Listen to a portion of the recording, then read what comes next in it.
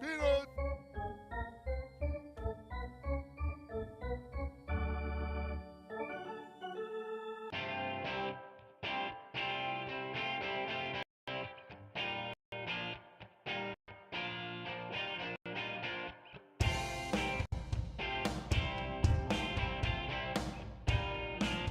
Good evening, everybody. Welcome to another edition of the Bet Around. I'm your host, Paul Valley. With me, as just about always, is Zach Moore, or as you know him, Pigtown Sports.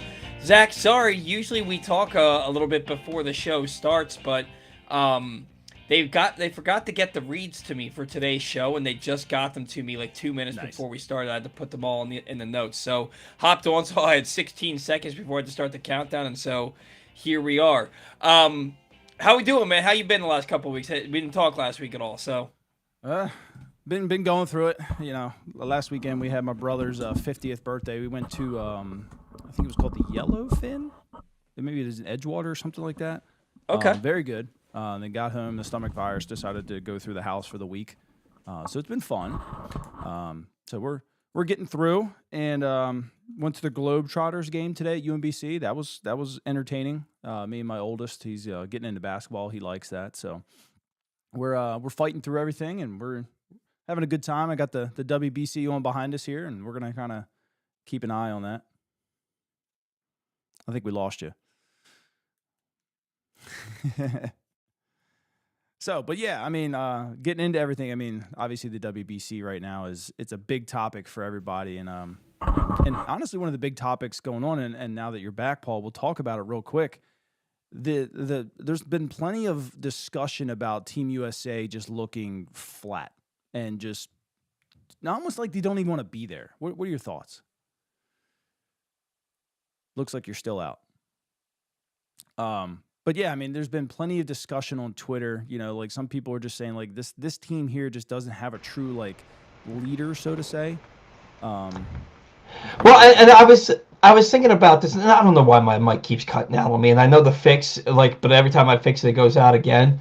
But I was thinking about this, but right before we came on, and I agree. It feels like there's something missing, and I think what's missing is Gunnar Henderson. No, I think what's missing is they almost feel entitled to be there.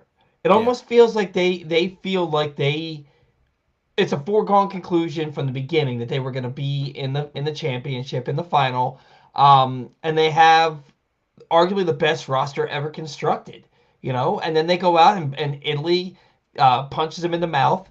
Then they go on, they score 5 runs really quickly the other night against, who was it against that they played? Was it Venezuela that they played the other day? Mexico. Was it Mexico? No, Italy played it 2 nights ago. It was Venezuela, wasn't it? Yeah.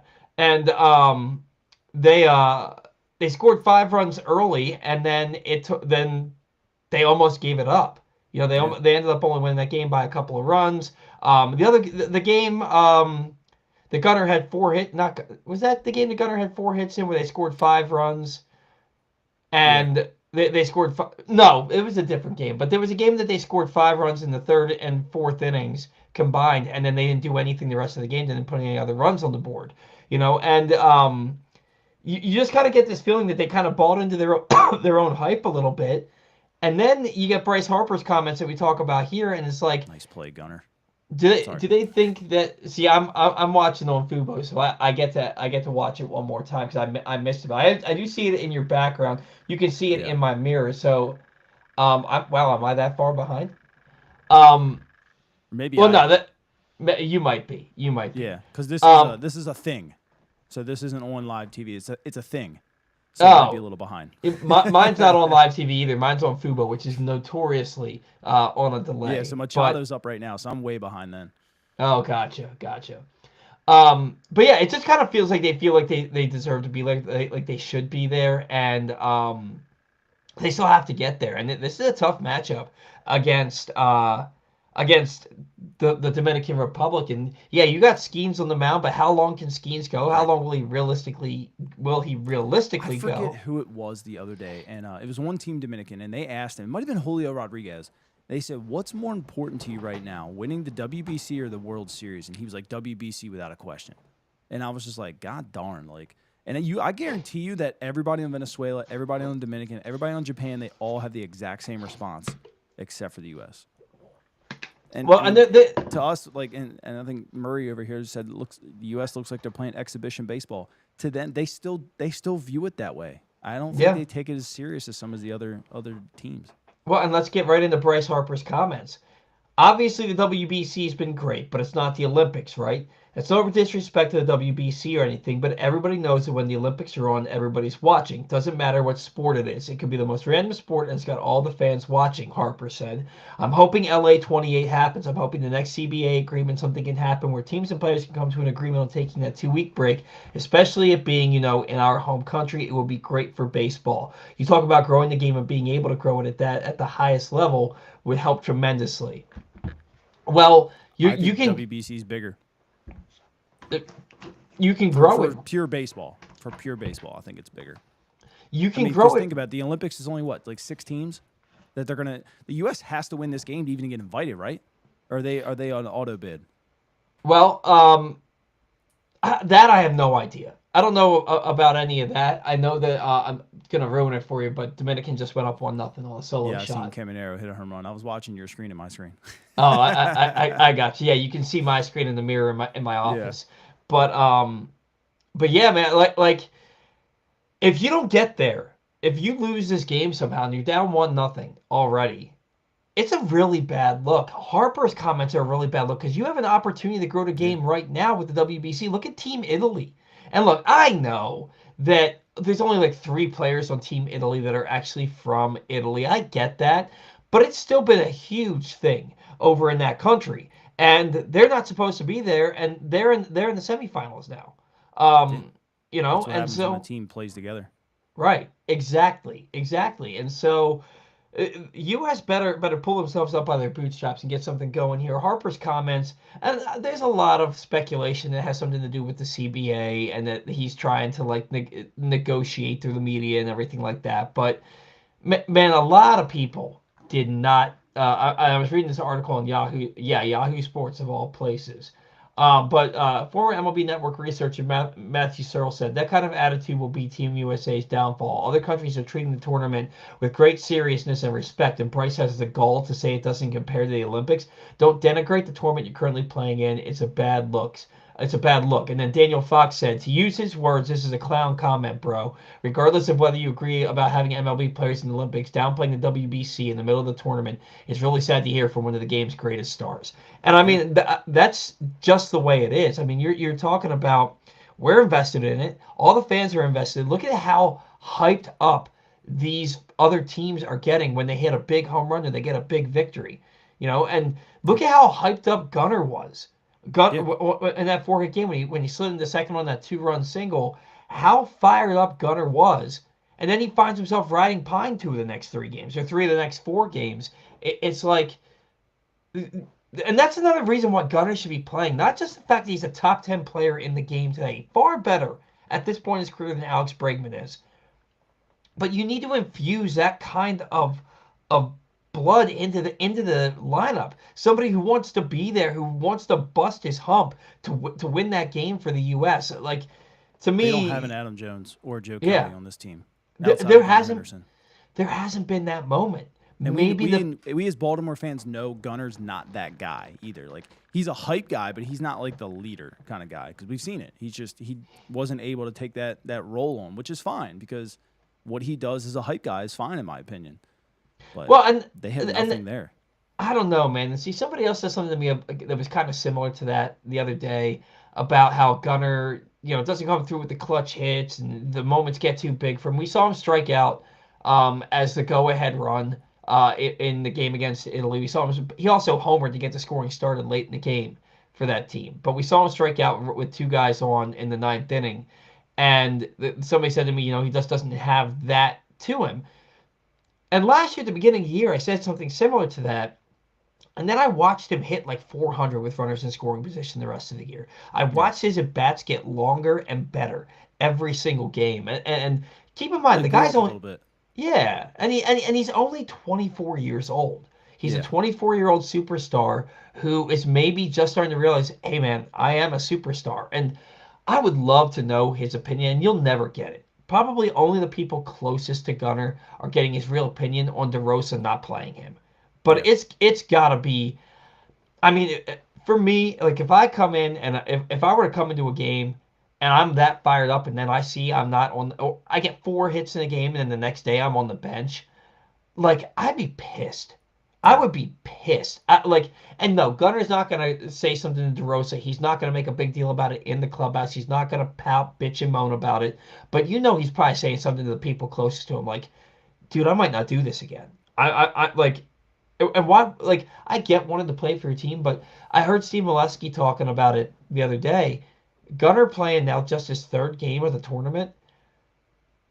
He's missing valuable time to get ready for the season. What good Mhm. is it doing Gunner to be sitting on the bench for Team USA? You can be as patriotic as you want, but now you could be putting yourself behind the 8 ball early in the season because you've been away not playing for Team USA. Yeah. Yeah, I mean, I completely agree with that. And he's missed at bats with his teammates in Sarasota too. But I mean, he's getting his work in. He's the kind of guy like that. He's not going to miss. I mean, the live game reps are nice, but he's not going to miss too much. I mean, he's gonna take every day 150%. But he's in now, so hopefully Yeah. makes do with it. I mean, we're all excited. I mean, I'm sure there's tons of us with bookmarks out there. If Gunner fails tonight, we're all going to hear about it. Well, I mean, he um, did he did come up with runners on first and second and 2 down in the first and grounded out to yeah, second jammed base. himself. Yeah, never mind that the game started with Bobby Witt and Bryce Harper both striking out. Yeah. Look, Um, Harper looks terrible. yeah. I mean, he Well, just and looks lost. Just doesn't care. But I mean, look, his own GM said that he just wasn't that good anymore. So I mean, maybe he knows something that we all don't. oh man, that's a You didn't hear about story all for that? no man. Well, Yeah, that's a whole nother story. But yeah, he basically called him out in the media and said that he's not a superstar. Like, he's wow, just a good player. man, and that's I'm a Bryce Harper fan. Like, and I didn't Yeah, used to be when he first came about. And maybe there's a little bit of that. I want Manny to be better because they were drafted the same yeah, year and came up and debuted in the same year. But man, Bryce Harper's that dude. Like, and I just remember that 3-run homer that he hit to put the Phillies on top to send them to the World Series a few years yeah, ago. That's such an iconic moment and a moment that people in Philadelphia are going to remember forever. And like so, I look at Bryce and I'm like, that dude is just a dude. But if he's not that dude anymore, to be getting called out by your GM, maybe he doesn't care too much about the WBC. I still think Bryce Harper is that dude until I see it for a full season. yeah. But today's show is brought to you by Help My Gambling Problem. If you or a loved one has a gambling problem, call 1-800-GAMBLER or visit helpmygamblingproblem.org for free confidential services. Today's show also brought to you by Warnken Law. If you missed any of Stan and Fan Charles' coverage from Orioles spring training in Sarasota, you can find it all at PressBoxOnline.com. Stan's coverage is brought to you by Warnken Law. When you need results in Baltimore, you don't play small ball. If you've been hurt in a crash, call 443-RESULTS or visit warnkenlaw.com. That's 443-RESULTS. Mark DeRosa, man, has shown to me to be a bit clueless to this point. First thinking that the People wanted U.S. him to be the manager in Baltimore. Remember that? Well, and I kind of made a joke, like, is he benching Gunner because Baltimore didn't give him an interview to be their manager? But he one to not know that your team needs to win and get a little bit of help to even though they were 3-0 to not know that your team hasn't clinched the knockout round yet is absurd to me as a manager. And I kept hearing people say, if this was Buck Showalter or Bruce Bochy managing this team, there's no way they wouldn't have known that. And then for him to be like, "Oh no, I knew that we were 2-0, and I knew that we needed to have clinch scenarios." It's like you weren't even 2-0, you were 3-0. So you don't Yeah, even know what the hell you're saying. And yeah, then, and he's a bro. Mark DeRosa is such a bro. Like you always talk about how guys can lift this much weight and like this guy's biceps are huge. Like he's always talking about crap like that. And you know that he just has this bromance with yeah, who Alex Bregman was in 2018, 2019. And you know that Bregman's playing third base because Mark DeRosa loves him some Alex Bregman, despite the fact he ain't that dude anymore. yeah, He's a good player. He ain't Gunner. I'm not trying to dwell too much on Gunner. I just think that it's been very glaring how out of touch Mark DeRosa has been to this point at WBC. Do you think that this is costing him the potential of being a major league manager in the future? Probably, yeah, for sure. I mean, Albert Pujols is putting on a show. I can tell you that. So I mean, plenty Yeah. of people said that he was ready this year and was passed up. But I mean, he's putting on a show right now for Team Dominican. He's got a hell of a squad. They're playing hard for him. You know, he's pushing all the right buttons. That's for sure. Yeah. But let's jump into the Orioles a little bit. Yeah. We Well, don't talk too much. yeah, we're gonna get it right into them here.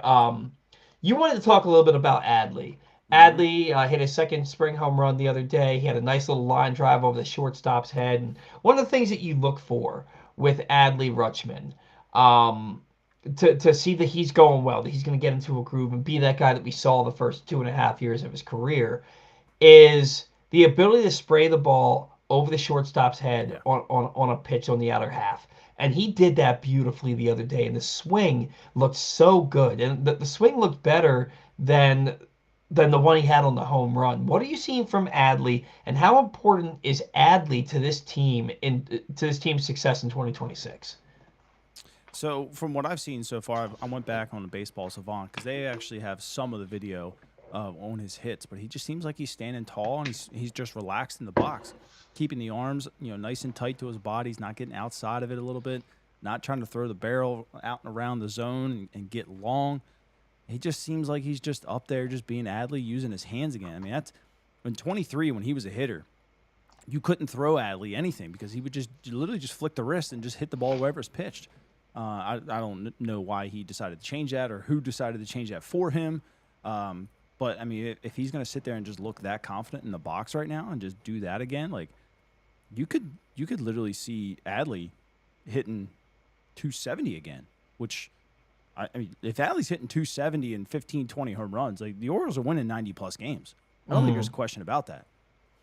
Yeah, I mean, and the thing about Adley, we know it's in there, and I feel like his swing got a little long. We've seen a lot of those helicopter swings from Adley where it just looks so long, and then a lot of weak contact from him. But you don't just go from being the best catcher in baseball, the best offensive catcher in baseball for 2.5 years, to just suddenly falling off a cliff the way that he has. And yeah. He had the injury to both obliques at different points last year. He only hit 220 with 9 home runs last season. Not a good year for Adley last year, but we saw a glimpse of opening day. He hit the 2 long home runs. We saw it, after he came off the IL the first time, where it just kind of looked like he was kind of getting back to his form. But he's also not the only person that we saw regress over the last year and a half or so. I mean, Kowser's looked bad. Mountcastle's power is all but gone. Kowser strikes out 40% of the time. Like, the team lead for home runs was a 3-way tie between Gunnar, Westberg, and Holiday last year at 17. Yeah. How much of Adley's struggles were on the old regime and the old hitting coaches and their propensity, their love for launch angle? Hopefully all of it, to be completely honest with you. Hey, they got fired for a reason. So, I mean, hopefully we can pin a lot of failures on them.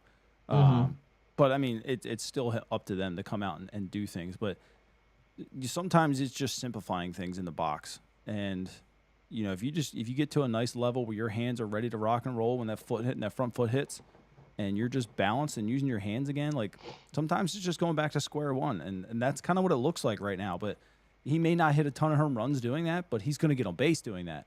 He's going to, prolong at bats and stuff. He's going to start fouling things off. He's going to be ready to hit, and he's just not going to look stupid as much. So that's I'll take that over hitting home runs all day, in my opinion, because you got enough guys to hit them. So I like him at leadoff, to be completely honest with you. I know a lot of people don't, and I've read some articles where you want Gunnar hitting 1 and Alonso hitting 2, and I don't have a problem with that. I mean, the Dodgers are successful with it with Ohtani, and some teams are, some teams aren't. I think Gunnar would be fine as a leadoff. Maybe you really don't have a spot to put Adley at that point. In my opinion, I think Adley would be a great leadoff because if he's getting back to his old ways where he's going to just stand in the box, be confident, flick his wrists. 1, he's going to get on base. 2, he's not fast, but he's not slow. But I think Adley's a smart base runner. And that's kind of something that's been overlooked in the last couple of years. Is just our guys just are. I don't even want to say this, but they've been playing stupid on the base pass sometimes. It's been embarrassing to watch at times. But Adley has always been a pretty smart base runner. You put him at leadoff, put Dylan Beavers number 2, and then you have Gunnar and Alonso right after that. Like, that's a damn good start to the game right there. I mean, because you got a switch hitter leading off, you got a lefty, righty, so you basically have right, left, right. Like, you're not gonna be able to match that up. I don't know. I mean, I completely understand if they don't. I think, but then he's probably hitting 5, 6, maybe 6, probably 6, maybe 7. I think It go back in depends. the 2-hole with him. There's a lot of different things you can do with him. I'm of the mindset. I'm one of the guys who wants to see Gunnar and Alonso bat 1-2, right? Yeah. I don't think the Orioles are going to do that. I don't either. I think I that could they're see going to. it work, but I could also see it not working. Well, and I think it's because of run production. Because then you have to look Yeah. at, and somebody was talking to me about this today, and he was a little drunk at the time, but we were still having a decent conversation about it. And he was like, "Well, who do the Orioles have at the bottom of their order to turn it over for Gunnar and Alonso?" Like, yeah, the idea is all good. And well, how many games do you start up 2-0 with those guys batting first and second? But how many games do you have 2 outs in pretty quick too. right 2 outs pretty quick? But I mean that's the case with anybody. But also like how Yeah. many games do you have in the situation where you need somebody to get on base where like your 8-9 guys are getting on base for Gunnar and Alonso in the middle of the game Yeah. in a close ball game. How often is that happening? Right, and that's I probably going think to be Kowser and Holiday. right, and their eyes have been are supposed to be really good and Yeah. but Kowser just not. He's not.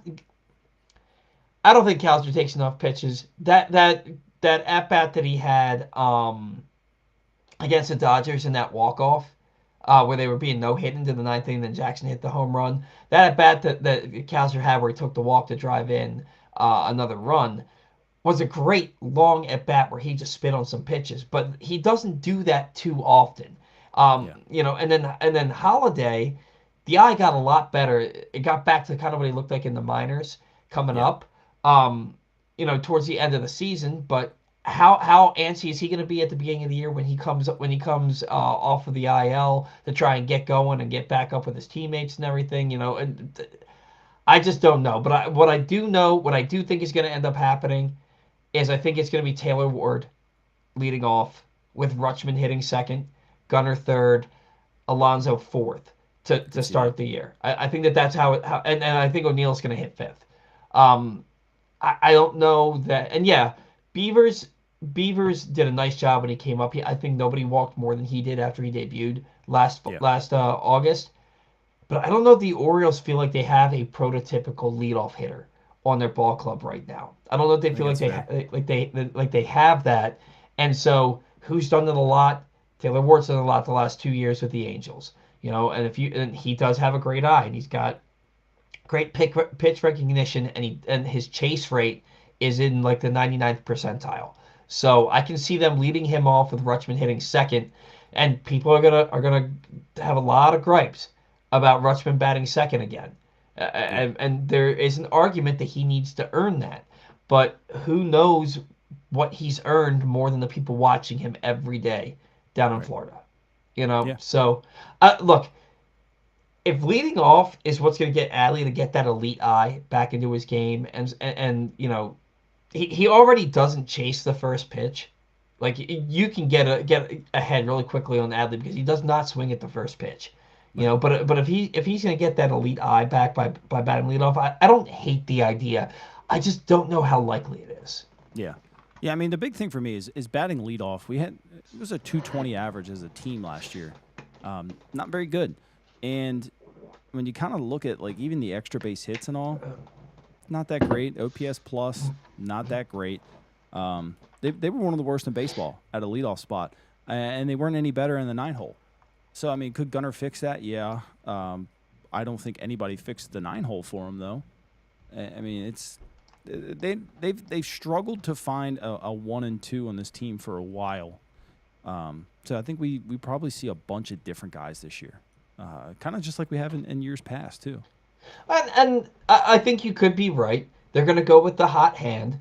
I think they have an idea who they want to do it to start the year. I'll tell you that if it's going to be Gunnar, it better be Alonso hitting too. I don't think you can separate those two guys in the lineup. I just don't think you can do it because I think that Alonso hitting behind Gunnar unlocks another level for Gunnar because he's gonna sure. He he's has gonna to get be there. right. And you can make the argument with it for Adley again batting leadoff that if he's batting leadoff and you've got maybe Ward hitting second, then Gunnar third, and Alonso fourth, then maybe that makes so much sense because it's going to unlock Adley again because he's going to get pitches to hit because you don't want to put him on and have to go through the next three guys who can all hit 40 home runs in a season. You don't, and then Tyler O'Neill batting fifth. You don't want to do that. So I did find it interesting that Tyler O'Neill was tearing the cover off the ball in spring training, went to the WBC and was awful, and then came back today and immediately had a 2-run single in his first at bat back. But that's just a little side note there. But I think it was a couple of years ago, Santander was hitting like, I forget the exact numbers, but at the time I looked at it, it was like well over 340. I think he had like 3 or 4 home runs. Like he was crushing it for Venezuela. And then he came back here, and it was his typical like March and April, and he was horrible. Mm-hmm. But they were playing in Florida. Like he's a warm weather guy.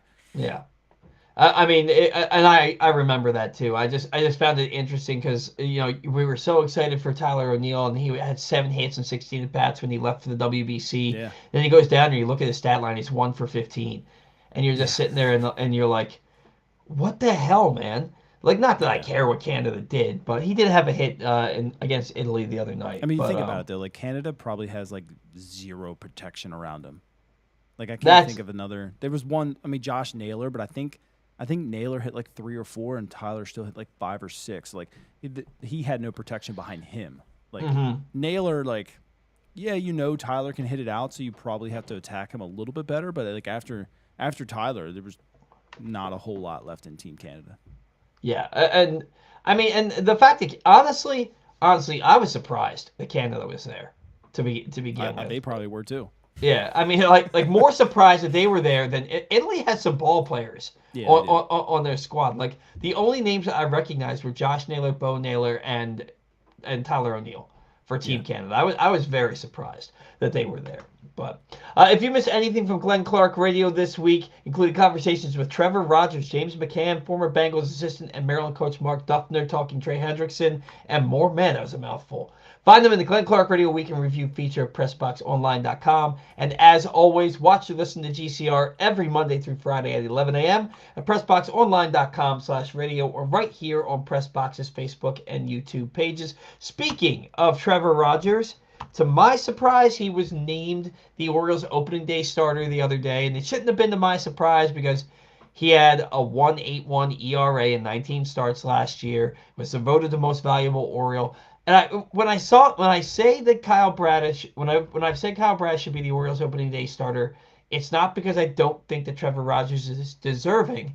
I just believe that your opening day starter should be the best pitcher on your staff, and I think that's Kyle Bradish. That said, Trevor Rogers 100% earned the right to be there, to be the opening day starter. Were you surprised by this? Did you take any issue with it, or are you cool with it? We are blessed to have 2 guys that are good enough for us to even argue about that for. So, sorry. No, I didn't take any issue with it whatsoever. I mean, I thought I was the same as you. It should have probably been Bradish. He's been here longer. He's the guy you're going to hand the ball off into a playoff series game 1. But maybe he's not. Maybe Trevor has that good of a freaking year where he's the guy. Again, it's a great problem to have, and I really don't think fans would have cared if either one of those guys were taking the ball. It's not like years past where it was like, yeah, we kind of have a guy that could probably pitch on opening day, but like we probably really don't want him to. But like, I guess we'll just give it to this guy. Maybe like outside of Corbin Burns, like they haven't really had anyone that you're like, yes, like this is my guy. Outside of Bradish and what was it, 23 or 24? I don't think Bradish got it because it was no, because Bradish came on the second half of 2022. It's Kyle Gibson, that's right. And then Kyle Gibson was the opening day starter in 23 when Bradish finished 4th in Cy Young voting later that year. And then it was Burns in 24. And then last year it was Eflin because of what he did after. I mean, Burns wasn't here anymore, and You know, And and Eflin's a guy you're just like, oh, I mean, yeah, I guess, like, you know. But no, we have two bona fide guys that could be almost every team in baseball's opening day guy. and I don't think it bothers anybody. I mean, It's a great thing to have.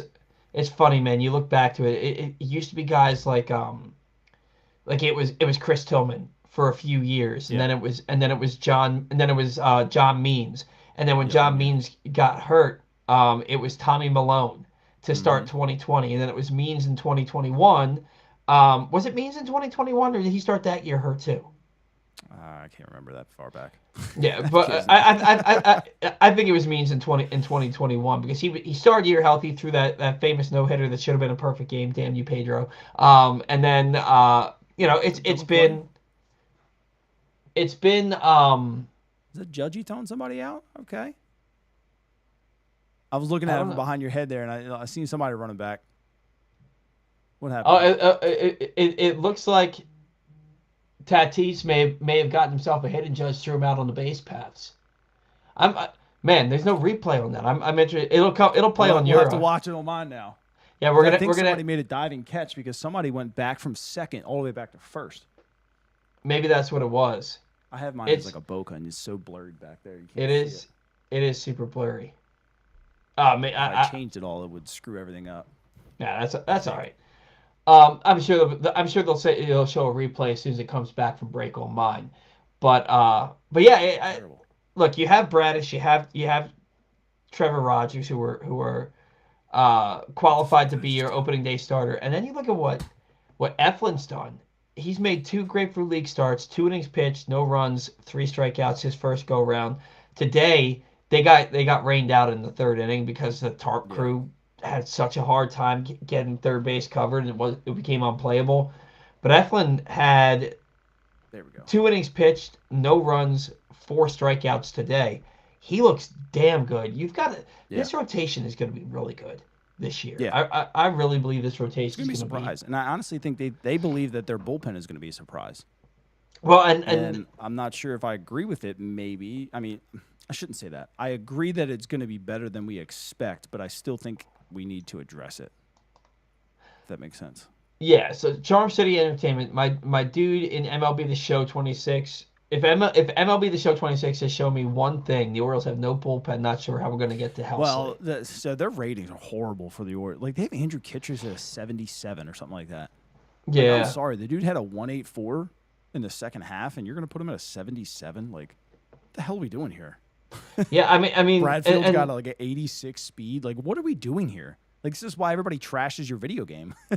That's crazy. I wonder That's which stupid. player. I wonder which player from the game they took last year and turned him into Bradfield and just Right, left his like- speed. Yeah. Like, I mean, if Chandler Simpson's not a 99, like, what are we doing? hmm Like, and I look at the Orioles bullpen, and I'll tell you, I think that Jackson Kowar is a lock for the bullpen. I think Yeah. Grant Wolfram is a lock for the bullpen. Tyler Wells is now your setup man, with Kittredge being hurt, and then you've got, and that's the thing. It's shoulder inflammation. Oh man, they just showed the play, and I missed it. Here's Gunner. yeah. And I think that Kittredge is going to be okay. It's shoulder inflammation. That stuff crops up all the time in spring training. So I'm not too concerned about it, but it's going to give Tyler Wells a chance to have a spelled out role instead of being a kind of a Swiss Army knife out of the pen. He's going to have that defined role in the 8th inning to get to Helsley. Helsley's out of the splitter. He looks really good. You add a splitter to a guy who's throwing 100, it's like a mini Felix Bautista now with him. And then Cade Povich just got optioned today, by the way. So he has no chance of being the pennant. Norfolk's going to have a nasty rotation down there. They're going to have a very good being rotation. his age. I threw him out of third. Okay. Okay. Obviously, I'm stupid because I'm looking behind me and I thought he was running backwards back to first. That's funny. That makes more sense. So Dietrich Enns is going to be in this bullpen. Wolfram. I don't like him at all. Can I say that publicly? You can. I don't like him either. There's I something don't like about him at him. all. Like I don't care what he did last year at all. I You just know- don't think that he has the stuff to do much. I could be completely wrong. I really hope that I am, I just see him as an easy guy to get rid of. I think you're going to look up at the end of April and see him with a 5-something ERA. That's what I think you're going to see from Dietrich Kemp's. But I didn't see it enough to even impress me last year. Even when he had like a pretty solid run, like just there was nothing to the ball that was just making me like, yeah. He had a stretch where he had like 27 strikeouts in 19 innings. It was something ridiculous. And it was like the ball didn't make you say wow at all. It was just like, how are they not hitting this guy? Like, it was great that it's happening, but like how? Right. So you've got ends. You've got here comes a 3-2 pitch to Gunnar and fouled off. You've got ends. You've got Aiken, Wolfram, Kowar, Wells, Helsley. Who am I leaving out? Because that's only like 5 or 6 guys. Cano, apparently he said I don't know if he's making the team. He's going to make the team. You think so? He's got 2 options. I think he's going to make the team, and I think that he developed another pitch, and and he was saying that he felt like that they discussed it and people were honing in too much on a sinker. So adding that new pitch now is kind of going to get people to like have to, think about what he might be throwing. He's going to be like, oh, he's coming sinker. Let's just wait for that and smash it. Gunnar! Boom, baby! That's why you play the guy. Gunnar Henderson, baby! Ties the game. That's why you play the guy. I'll see it here in about 3 minutes, and then I'll celebrate. That's awesome. A 3-2 pitch right down the middle, and Gunnar absolutely smashed it. All right, off the bat, man. I hope he goes in there and doesn't shake DeRosa's hand and just says, keep playing somebody else over me. Oh, my, 400 feet. I don't think he's that kind of guy. I really don't. He would never say that in a million years, but I kind of wish he would. I wish he would, too, because then I would know he's that kind of guy. Oh, my God. I want to see that kind of fire out of him. God, that was... You get to watch it in real time, or not in real time, but you get to watch it. That was an absolute bomb that Gunnar just hit. I'm so happy that I got to watch that live on the show and got to react to it for real. That was amazing. That was cool. Amazing. That's so cool. What the hell were we talking about? Gunnar going Gonzo. Swing, man. Oh, it's beautiful. And I think it just went back to back. That was 94. No, Soto ran that one down. He got it off just off. Soto's better outfielder for the Dominican than he was for anybody else. That ball, the swing and the flight of the ball with the guy who just pretty. God, that's beautiful. God, that's beautiful. My wife just texted me, Gunnar homered. You're like, yeah, Paul was screaming in my ear about it. Oh, that was awesome. That was so cool. Man, I love seeing that. It was Will Smith was up next, and he hit it just down below the barrel. And the flight of the ball off the bat looked good, the swing looked good, but he just down on the barrel enough that it was run down. If you guys are in either one of these streams right now, make sure you press the like button for us. It helps YouTube get it out. Just want to throw that out there. For sure. Thank you for guys that. being here though too. Yeah, I hope you guys are doing what we're doing, tuning into the show and tuning into I've read a couple comments. They have us on mute, but they're on the iPad while they're watching the game on TV. Which I would probably be doing myself too. I don't blame anybody for that. Rico Garcia, you think Garcia to Wells to Helsley, as Thomas says? If you keep Garcia, you don't have Cano. You don't think so? You don't have room for everybody. And you still got Geraldo. Geraldo's got statistically was the best changeup in baseball last year in the second half. Wow. Okay. So, and I think that they really plan on Garcia being in their bullpen, and I think Kowar, they have options finally. Kowar has to be there. Like so, yes. Wolfram doesn't have to be there. Right. And I think he's going to be though. I think he's the best lefty they have.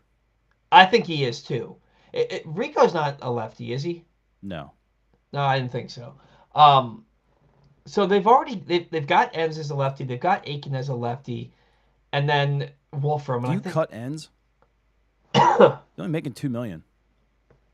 I think he gets cut. Cano.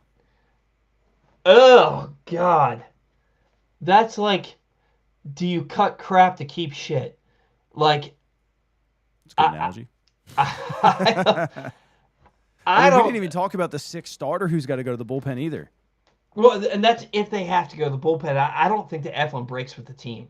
I think he stays Even if back. he doesn't, he's only missing 10 days. Yeah. And I really think and 10 days is only, what, 7 games or something like that, with all the days off? For sure. I just really think they're going 6-man rotation. I don't think there's a starter that's going to the pen. You didn't bring in, who do you send there? Dean Kramer, a guy who's never done it, really? Yeah. Chris Bassett, who has done it and did it well in the postseason last year, but you just gave $18 million. Right. You're not doing it with Shane Baz because his stuff is just nasty. It's not going to be Rogers or Bradish. Who do you justifiably move to that bullpen?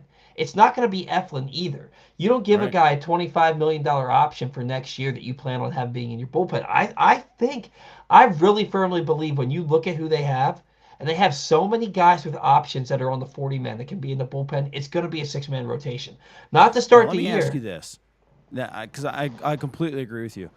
If Eflin is pitching well, and Kramer is pitching well, and Baz obviously is pitching well, and everybody's pitching well at the break, is Eflin have the most trade value because he has next year's option, or Dean Kramer have the most value because he's got, 2 more years control? I think he's a free agent after 27.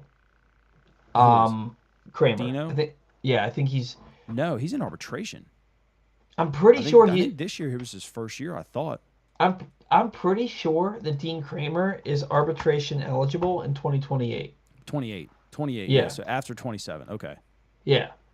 So he's got all of this year, all of next year. So a year control. Same as basically Eflin, I guess.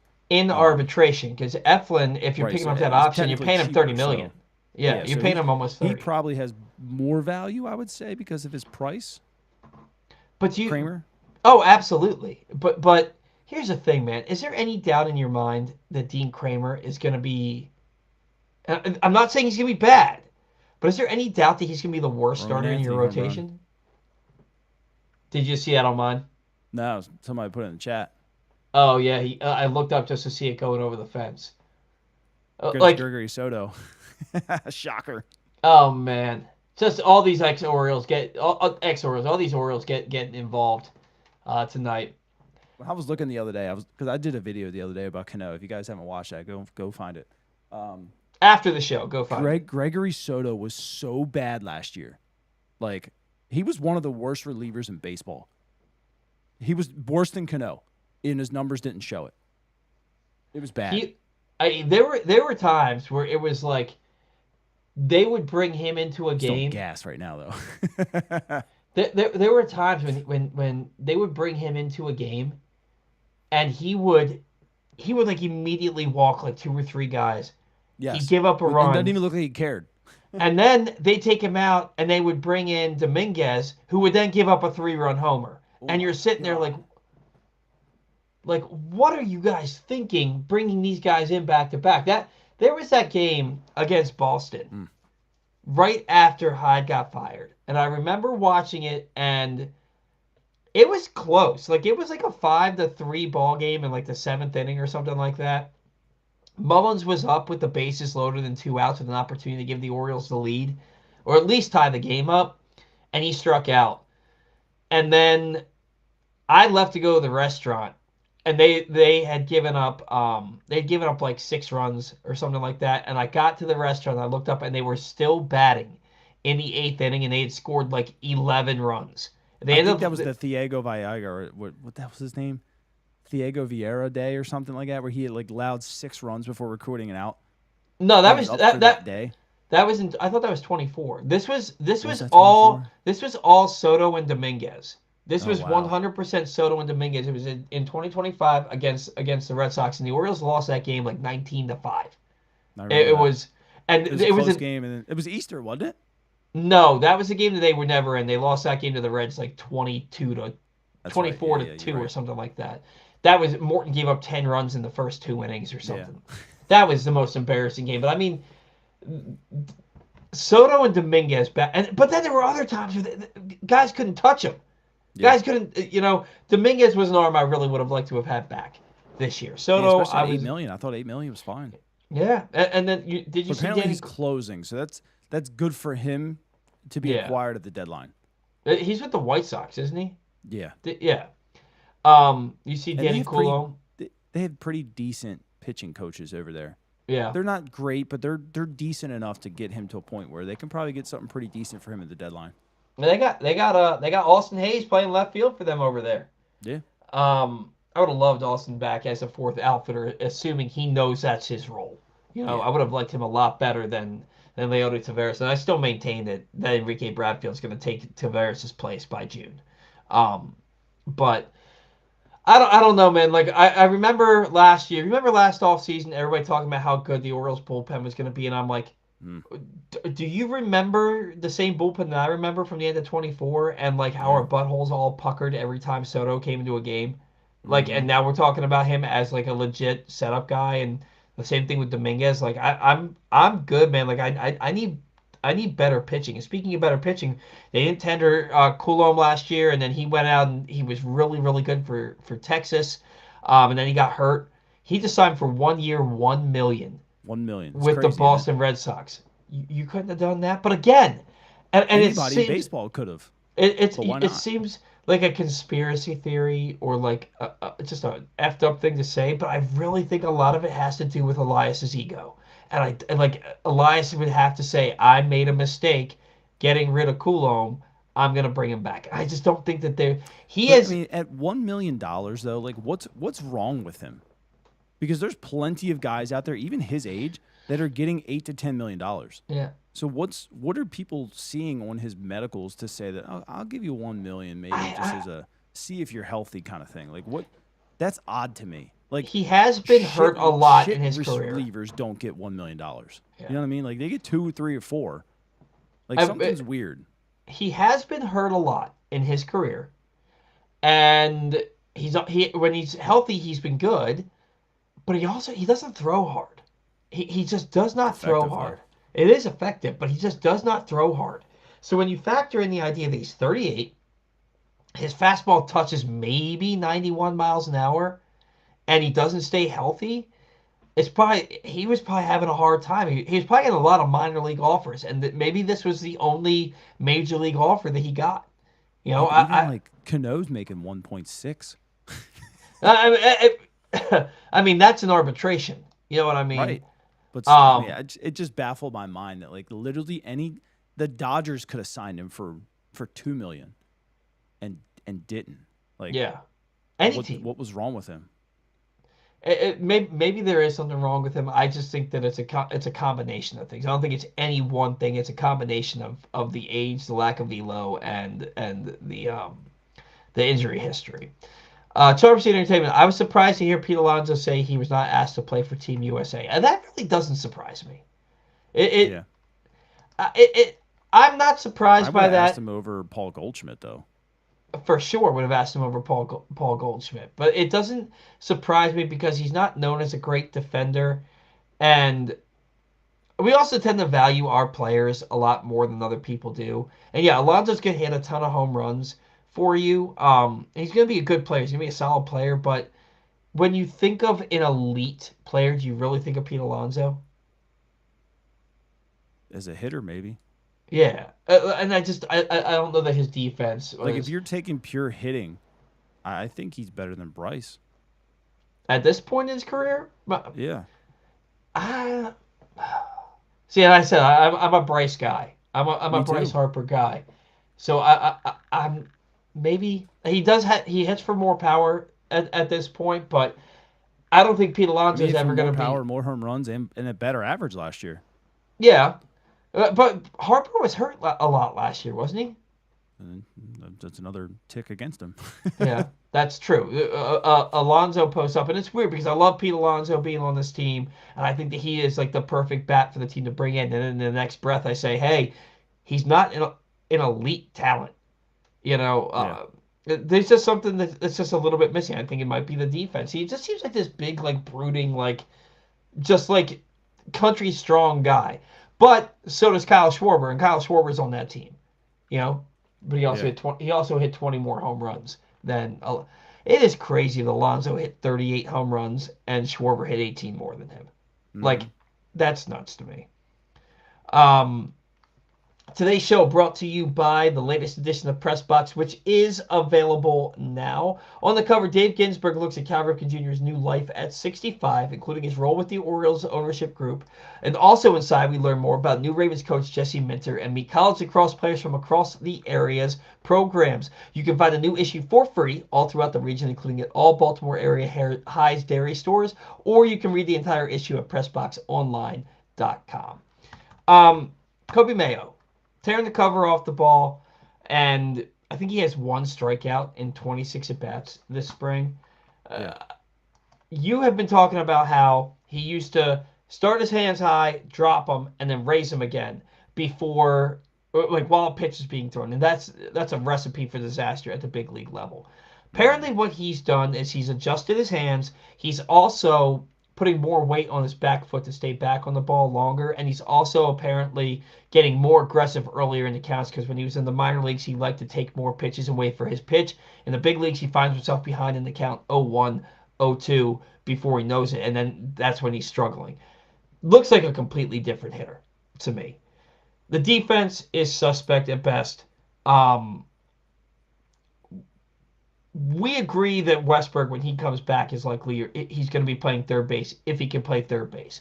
But what if he comes back and Mayo is hitting 290 with 8 home runs by the time Westberg gets back? And then Holiday's back, and what if he's hitting about the same, maybe not as much power, but Holiday's playing a solid second base? What do you do? Because you have too many DH types in this that you need to get in the lineup anyway.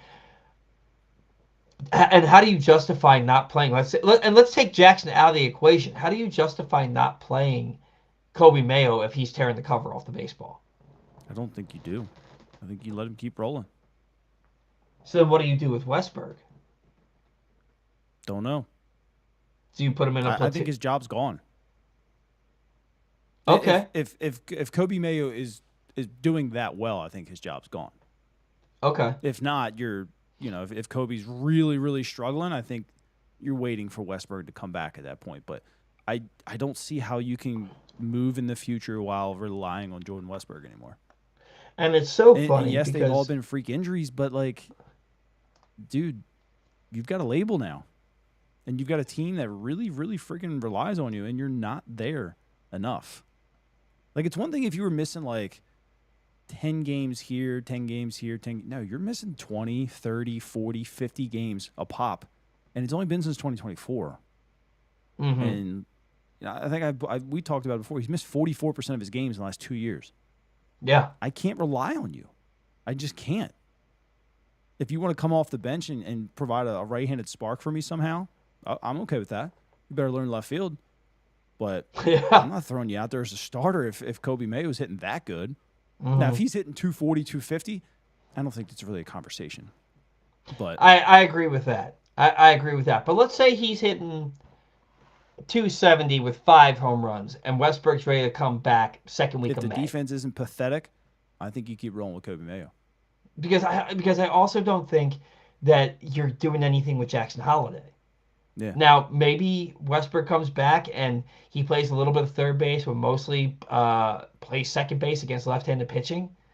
But do you really want to do that with Holliday? Do you want to put Holliday in a position where now he is just he only plays against righties? Is that what you're doing with Holliday? And again, that's why earlier this year the roster makes sense now because Mountcastle got hit by a pitch and he hasn't played since, and Westberg's out and Holliday's out, and so now you need these guys, and these things kind of solve themselves. But at some point, it's going to come to a head because these guys are going to come back, and then what do you do? It's funny that it's March 15th, opening day is 11 days away, and we still really don't know. We really don't know. And not then even close either. There's been nothing to all the questions we had. Who's in your bullpen? Who's playing? How are you going to get playing time for Mayo, Mountcastle, all these guys at the same time? It hasn't it solved itself for the interim, but for the long term, for the full season, we have no clue. Nothing's clearer now than it was 2 weeks, 3 weeks ago. Mm-hmm. It's so strange to me. You have 11 days until opening day, and we don't know who's in your bullpen. We don't know what's going to happen when Westberg comes back. We don't know what you're going to do with Mountcastle when he comes back. And Tyler O'Neill, is Tyler O'Neill even tradable at the deadline if he's having a good year? Yeah, for sure. You think Just so? eat some money. Yeah. Yeah, that's true. And you might not even have to eat some money because it's only 16.9 million. And Right. if he's hitting like Yeah, Tyler the O'Neill deadline, does I when think he's they would only healthy, owe like, what, 8? yeah. And then somebody will take on the rest of his contract To for what, this like year. 23-ish? Or was it, yeah. Yeah, but I mean, Yeah, but if 23.75 probably would it be for a year and a half. I think somebody would take that on. yeah, Somebody that's like the that's Royals. that's true. But that's the thing. It's because you're thinking about the fact that he wasn't tradable this offseason because of how Yeah. bad he was last year, how little he played. But if he's playing well this year, and what constitutes well? If Tyler O'Neill's hitting 250 with 15 home runs at the deadline, are you offloading him? I don't know. I don't Like, know. Because you like, need good players. You know what I mean? and then you think about Beavers. What does Beavers have to do? Beavers could be a guy who could hit first, second for you, he could hit ninth for you, or he could be a guy that ends up back in Norfolk somehow. Mm-hmm. Like, Thousand percent.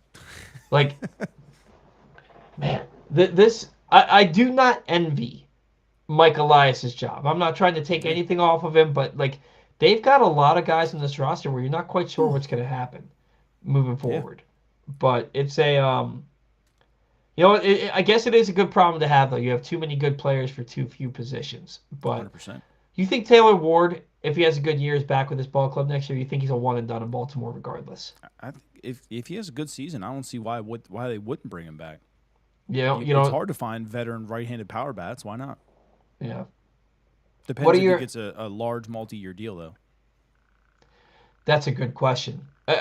How much does a guy like him command on the open market? Because Depends how many home runs he hits. he hit 36 Because you home look runs. at everybody this offseason they were all looking for right-handed power outfield. I mean, he hits the open market. He can, I think, easily top Tyler O'Neill's deal, 16. Yeah. 2 years, 16. Maybe even 3 years, 16. You probably get him 3 years, 18 million. Somebody that really needs a right-handed power bat. I mean, why I mean, not? 75 walks last year, 175 strikeouts. Yeah, But he's a grinder too. he walked a lot. He plays 150 plus games. He's going to leave something to be desired in the outfield. And he's But been doing this in LA where like no one pays attention. There's really not that many good ball players on the roster at all because Trout only plays like 20% of the games a year. Like he literally was doing it all by himself out there. yeah, and from the He could have leadoff a huge spot, year. he Could. could. And the thing about him is 227 with a 317 OBP last year. Yeah. Like, I know batting average doesn't matter so much anymore, but I still want to see a guy that hits better than 227.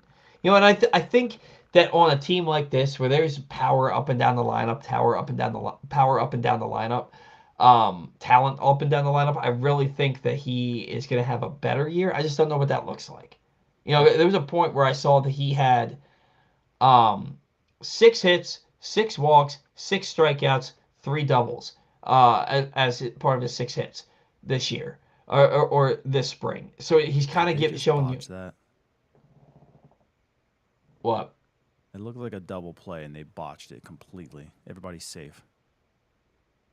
Well, that's Pujols wearing glasses. Holy crap! I didn't recognize him at first. Oh, they called one guy out. Okay. So let's see. Gunner's got it. Oh, Terang. They're saying it was on the transfer. Yeah, it was on the transfer. Definitely on the transfer. Don't hold the ball, son. Terang's made the only errors I've seen, and that's Yeah. not gonna that doesn't go down as an error because you can't assume the double play, but it's an error because that Yeah. should have been a double play, especially with the guy who was running. But Japan was knocked out. Was Japan knocked out by Korea? Venezuela? Was it Venezuela? It was yesterday, right? Yeah, who did they lose to yesterday? I know they were knocked out, which is very surprising to me. But is it safe to say that the winner of this game tonight is Yeah, it was probably your Venezuela. champion? Yep. Is it the winner of this game tonight is probably your champion, right? You never know. Yeah. You never know. Yeah. All right. we wanted to get to more comments. The last time we were on here together, we said we wanted to get to more comments. Can we please get rid of the Seven Nation Army chant? A lot of people think that that's Baltimore's. That's not Baltimore's. Every team does that. I don't know if people know Every that. team did it after Baltimore, though. You think so? Yeah. The Ravens have been doing that for years. But I remember in Madden in like 2013, it was a chant in like the Seahawks stadium. And you know how like they have each stadium has like their own chants that are like true to life. Yeah. It was maybe it did come after Baltimore. I mean, we've been doing that chant since 2012, 2011, something like that. It's been a while. I mean, it was before the Super Bowl in 2012, I believe. Yeah, I feel like that was probably the first year that they did it. I could be wrong, but that was the year it definitely took off. And then I remember when you could hear that and the "We Won't Stop" chant after the Delman double from like down the street. Yeah, that was cool. Let's see. A lot of people don't like a lot of people in the comments don't like Mark DeRosa. It was DeRosa was on my short list of people I wanted to replace Brandon Hyde even during the year last year. I mean, DeRosa was on a lot of people's list, and the thing about DeRosa, it was just like I don't know how much of it we saw with our own eyes and we thought was going to make him a good manager. How much of it was really just like, nah, everybody else says he's going to be a good manager, so I think he's going to be a good manager. Yeah, we're kind of winding down here. It's hard because there's not much to talk about. Like I think we can both agree that this is the time of spring training where it's like, all right, these games are boring. There's not much to watch here. Let's just kind of get on with the season, and you just kind of feel like you're going through the motions at that point. And like with the World Baseball Classic distracting us, just want to remind everybody that today's show is brought to you by Live Casino. It's time to start thinking about your plans for March Mania. There's no better place to watch the tournament than inside Sports and Social at Live Casino and Hotel. With great giveaways, a 100-foot media wall, and incredible food and drink specials. Yeah, I just read that wrong. With great giveaways, a 100-foot media wall, and incredible food and drink specials. So book your table today at Live and Sports and Social at Live Casino and Hotel. Wow, I butchered that read. Also feel like I'm losing my voice a little bit. Also, today's show brought to you by Leading Edge Auto Body. Your car is more than just a ride. It's an investment. Leading Edge Auto Body, the amount watching the customer satisfaction comes first. Their team holds the highest honors in the industry, including ASE Master, iCar Platinum, and specialized aluminum certifications. And they make it easy for free towing, pickup, and delivery. Find out more at leadingedgeautobody.com. It's kind of funny to think that like next week's show is our last show before opening day. Ooh, Julio Rodriguez just took one to the wrist. Yep. Did he stay in the game? No, I don't know. Oh. He's looking too good. Yeah, it looks like, well, at least on my screen, he's on the game. I mean, 58 pitches with 2 outs in the fourth. Austin Wells. I feel more Dominican every day. Did he actually say that? Yeah. That's so. It wasn't like his like 7th great grandparent removed was Dominican, and that's how he got to be on that team. It's so funny, man, because that like that Alex Wells, if he had been asked by Team USA, he'd be playing for Team USA. Mm-hmm. And Michael Lorenzen, if he had been asked by Team USA, he'd be playing for Team. Like all these guys are playing for these other countries because like they can and they want to play in this. To me, they just want to play. To me, right there, that just shows that like it's a bigger deal than people think. But like, I don't know. Well, Holiday's got asked by Italy too. Both of them. Oh, did they really?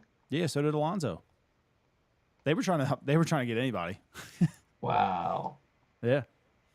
They were taking it extremely serious. Well, I mean, and it shows. I mean, they're in it right now. Like they play tomorrow, right? Mm-hmm. Their game is tomorrow, and if they win that, they go to. Well, Skeens got out of it. He got a fly out by Alex Wells to left field to end the inning. He's probably done. I don't know. They have a different pitch limit in the knockout stage, but I imagine that he's done. So U.S. is gonna depend on the bullpen, and their offense has to score more runs. 2 runs from this lineup is ridiculous. Yep. But it's like Orioles watching the Orioles game. Were you at all concerned? I said something earlier this week because I noticed it last week that they had scored 62 runs in 16 games, and then the next day they lost 8-2, and they had scored 34 runs in 17 games, or 64 runs in 17 games. Were you at all concerned at any point about the offense? And I know it's only spring training, but like it just felt like the offense hasn't really hit its stride at any point yet. It feels like they're starting to now. But if the same coaches were there, I'd be very concerned. But Mhm. like they're brand new across the board everywhere, and I think that they've probably have spent significant time in the film room, like breaking down everybody and working on very small things at a time, to where like no one is comfortable right now because they're all working on something to get better. Because even look at Pete. I mean, Pete started like a bat out of hell, and then was like 3 for 24. Like, it might look bad, but Pete is, even though he's good every year, he's still working on trying to get better. And they've identified something to help him get better, and he's working on it. Like, so that's what I'm hoping, that everybody's just zoned in on one thing right now. Like, I'm only looking for a fastball in the outer corner because I need to keep my hands in. Like, just something small, just to keep working on every day, hopefully. So, Well, I got a lot. Like a 3 maybe. I got a lot of crap for saying that, and I was just pointing it out because it's like this offense is expected to be one of the best in baseball, and then they were averaging under 4 runs a game through midway through spring training, and I understand it was like the same thing where Corbin Burns a couple of years ago was getting his teeth kicked in every start, and then his last 2 starts in spring he looked like Corbin Burns, you know. And it's not so much that I was concerned, but I thought that it was noteworthy. I thought it was worth pointing out, like, hey, they're not scoring any runs right now. And I get that they haven't fielded the representative lineup, but I don't like if they were scoring 8 runs a game, I think that people would be talking about it. You know, so why would it be the reverse? Why shouldn't the reverse be true? Yeah. But it seems I just saw a couple of comments here. Trade Holiday for Hunter Green. Reds might do it since he's out until July. I don't think that the Orioles are trading Jackson Holiday for anybody that's out till July, and I don't see any reason why the Reds would trade a young, controllable pitcher like Hunter Green, even if he is out till July, when they have a big window that just opened last year with that young, controllable roster. Beavers is Tucker 2.0 as long as they don't screw up his at bats. That's a tough thing to be. That's a bold claim. He swings like him, but I mean to actually pull it off is tough. I mean that you're talking he's going to have to hit about 290 with 30 homers, 100 RBI, and 30 steals. That's what he has. That's what he's going to have to do to be. I don't know that he's that guy. You don't want him to be either because you want him to stay healthy. Yeah, that's true. What's your percentage that Westberg gets an extension? 12. I'm going to say 8. No, you know what? Honestly, Oh! I don't want to like. I can see it. Rodriguez Somebody just already put it in the chat too. Oh, Rodriguez just robbed Judge. Yeah. That was a good play. I don't know that ball was going out, but it might have been. Man, nobody hit the weight room a little bit. I know, right? Nobody feels himself after a great catch quite like Julio Rodriguez. I think that wrist is fine. Let's check this play out again and see if it was because he caught it at the top of the wall on the leap. Was it going out? I think it may have been going out. Yeah. No, I think I was gonna hit the top of the wall. Oh, really? Still a great play. Ooh, Shore was trying to hit that one 500 feet. Yeah, I think I was gonna hit the top of the wall. Is this Esteban Mia? Is it? Man, when people tip their cap to dudes that rob them, I'm like, you're